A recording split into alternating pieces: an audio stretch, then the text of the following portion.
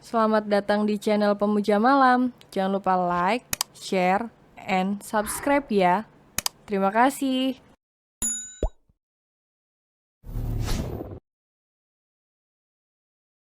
Chapter 29.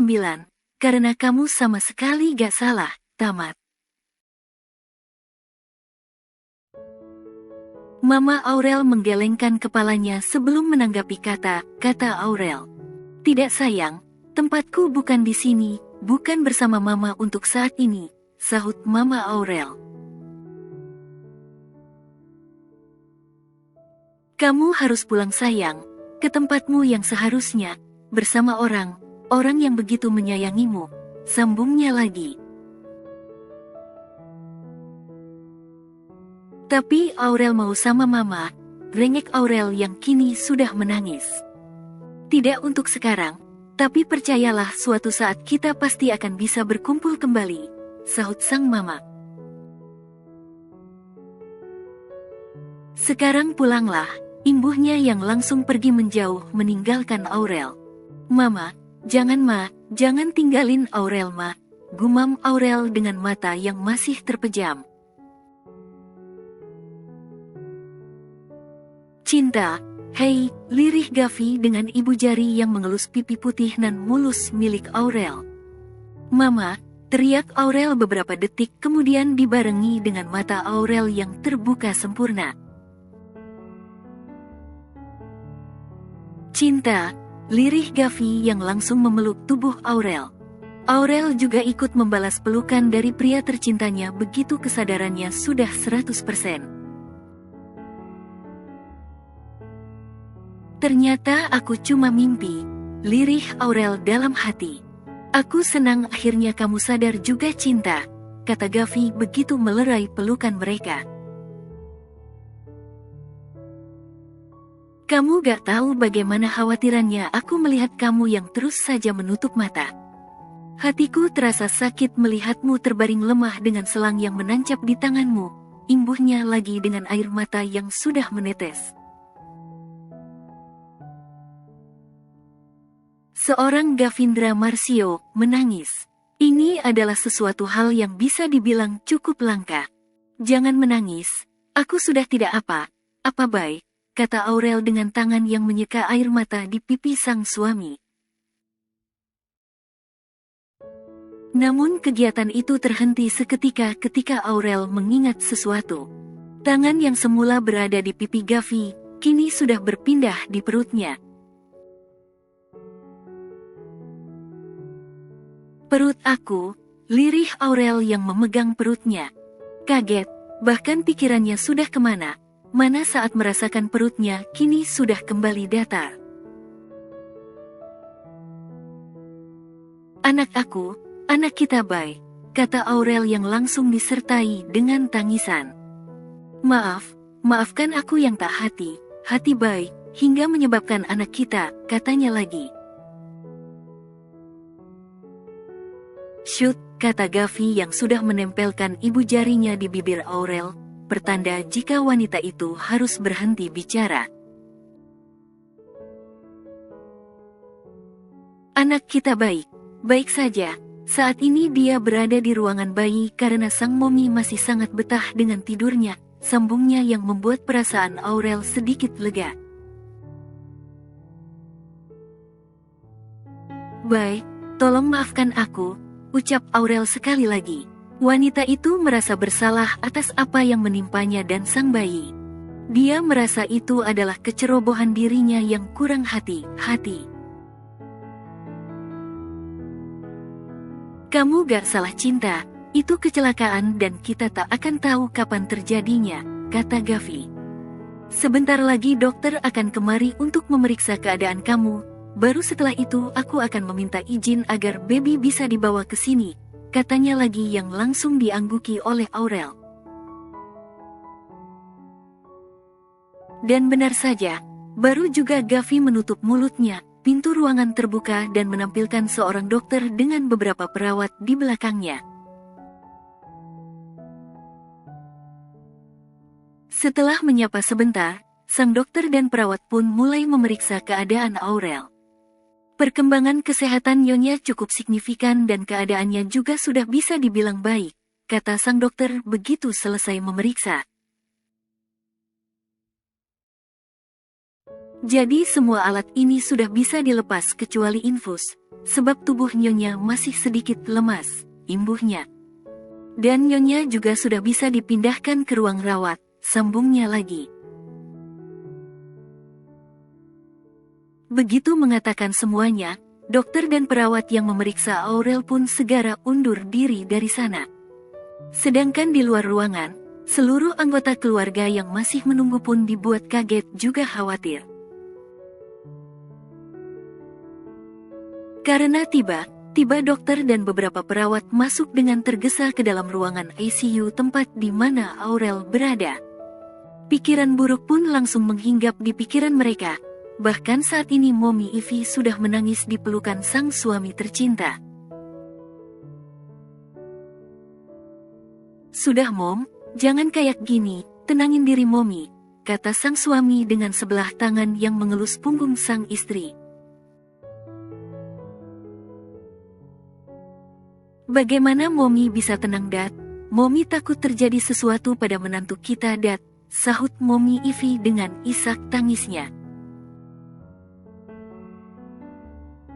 Berpikir positif thinking Mom, percayalah semuanya akan baik saja, nasihat Daddy Geva. Tak bisa dipungkiri, jauh di lubuk hati Daddy Geva pun merasakan hal yang sama seperti istrinya. Namun dirinya harus terlihat kuat dan baik saja guna untuk memberikan kekuatan serta ketenangan bagi anggota keluarganya, terutama anak dan istrinya. Begitu pintu terbuka dan memperlihatkan siapa yang keluar, Daddy Geva dan yang lainnya langsung berjalan menghampiri. Ada apa Dok? Apa yang terjadi? Semuanya baik. Baik saja kan Dok? Tanya Mommy Ivy dengan beruntun sehingga membuat sang dokter tersenyum. Satu Mom, tanyanya, tegur Daddy Geva. Tidak apa Tuan, sahut sang dokter. Semuanya baik saja Nyonya, bahkan saat ini Nyonya Aurel juga sudah sadar, kondisi sudah stabil. Jadi sebentar lagi akan dipindahkan ke ruang rawat, terang sang dokter yang membuat semuanya bernapas lega.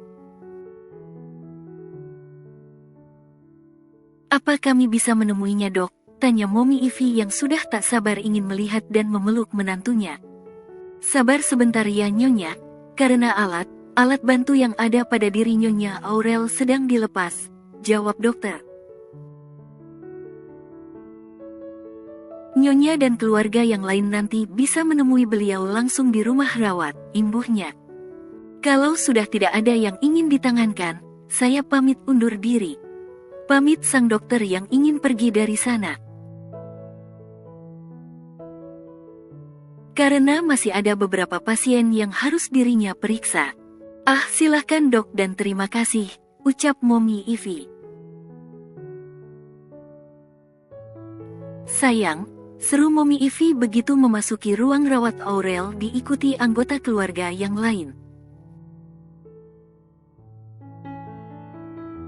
Mom, lirih Aurel menatap ibu mertuanya yang sedang berjalan mendekat. Mommy Ivy langsung memeluk tubuh Aurel dan tangisnya pun kembali pecah. Mommy senang kamu sudah sadar sayang, katanya dalam tangis. Maaf sudah membuat Mom dan yang lain sedih juga khawatir, ucap Aurel dengan mata yang menatap ke semua orang. No, kamu gak perlu minta maaf sayang, karena kamu sama sekali gak salah, kata Mommy Ivy dengan tegas setelah mengurai pelukannya. Satu persatu anggota keluarga pun bergantian memeluk Aurel. Mereka bahagia karena keadaan Aurel sudah membaik dan tak lupa juga mereka semua mengucapkan selamat atas kelahiran sang baby pada Aurel juga Gavi.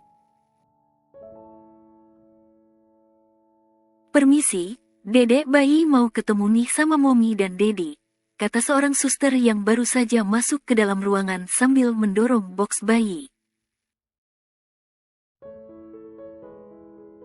Ini dia yang kita tunggu, seru Gabriel. Seperti sebuah keajaiban, bayi Aurel dan Gavi yang tadinya harus dirawat dalam inkubator karena lahir dini.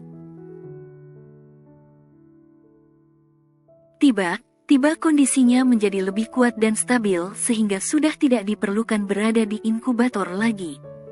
Dedek bayinya kuat seperti Momi, jadi sudah tidak perlu masuk ke inkubator lagi, kata sang perawat menyampaikan pesan dari dokter yang menangani. Semua orang pun bertambah bahagia mendengar kabar ini. Sekarang waktunya Moms untuk menyusui, kata sang perawat yang kini sudah menggendong sang bayi yang akan diserahkan ke Aurel. Dengan sigap Gavi pun membantu sang istri untuk duduk. Setelah posisinya benar nyaman, barulah sang perawat memberikan bayi mungil itu ke tangan ibunya. Barulah gorden penyekat ditarik untuk memberikan privasi pada pasien. Lagian Gavi juga mana rela kalau aset berharga miliknya harus dilihat pria lain, meskipun itu keluarganya sendiri. Hal itu membuat para pria lebih memilih untuk duduk sambil mengobrol di sofa dekat pintu, kecuali Gavi tentunya. Baik, bayi kita, lirih Aurel dengan sambil menyusui. Iya cinta, sahut Gavi dengan mata yang berkaca-kaca. Aku tidak menyangka, akibat ulah adik tiriku yang menjebak aku memperoleh seorang malaikat kecil dan keluarga yang sangat menyayanginya. Sambung Aurel. Itu pasti cinta, sekarang dan di masa depan pun aku akan selalu menyayangi kalian, jawab Gavi penuh kepastian. Terima kasih Bay, I love you, kata Aurel sambil mengecup Gavi. I love you too cinta, balas Gavi. Cerita dengan judul Terjebak Ranjang Hangat Pewaris Sultan telah selesai. Terima kasih telah mengikuti cerita sampai selesai. Sampai berjumpa lagi dengan cerita yang baru.